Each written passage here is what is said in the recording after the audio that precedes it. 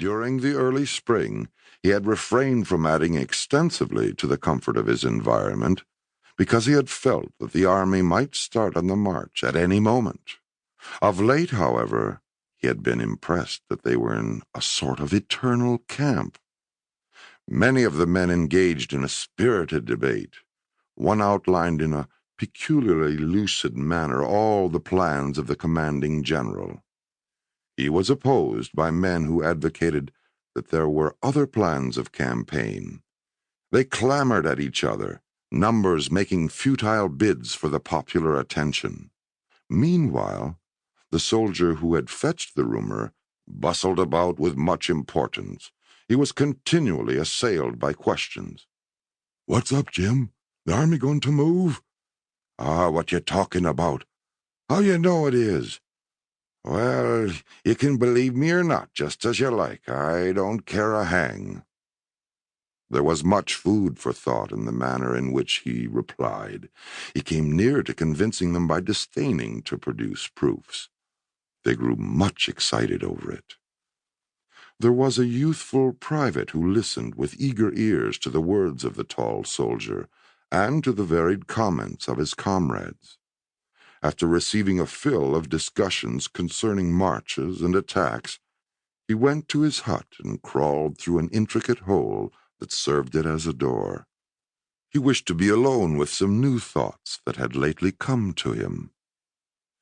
He lay down on a wide bank that stretched across the end of the room. In the other end, cracker boxes were made to serve as furniture. They were grouped about the fireplace. A picture from an illustrated weekly was upon the log walls, and 3 rifles were paralleled on pegs. Equipments hung on handy projections, and some tin dishes lay upon a small pile of firewood. A folded tent was serving as a roof. The sunlight without, beating upon it, made it glow a light yellow shade. A small window shot an oblique square of whiter light upon the cluttered floor. The smoke from the fire at times neglected the clay chimney and wreathed into the room, and this flimsy chimney of clay and sticks made endless threats to set ablaze the whole establishment. The youth was in a little trance of astonishment. So they were at last going to fight. On the morrow, perhaps, there would be a battle, and he would be in it. For a time he was obliged to labor to make himself believe. He could not accept with assurance an omen that he was about to mingle in one of those great affairs of the earth.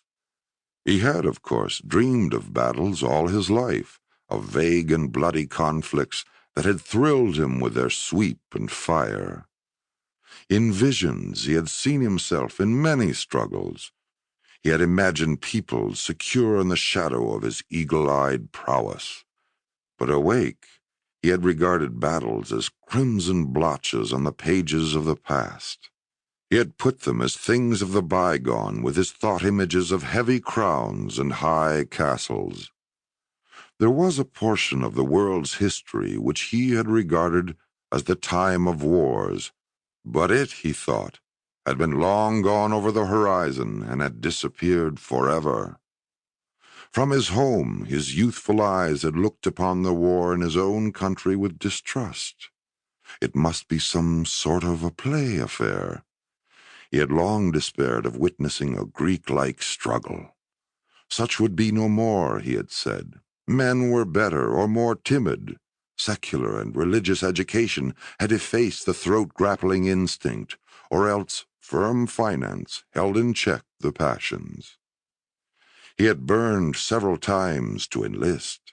Tales of great movements shook the land. They might not be distinctly Homeric, but there seemed to be much glory in them. He had read of marches, sieges, conflicts, and he had longed to see it all. His busy mind had drawn for him large pictures, extravagant in color, lurid with breathless deeds. But his mother had discouraged him. She had affected to look with some contempt upon the quality of his war ardor and patriotism.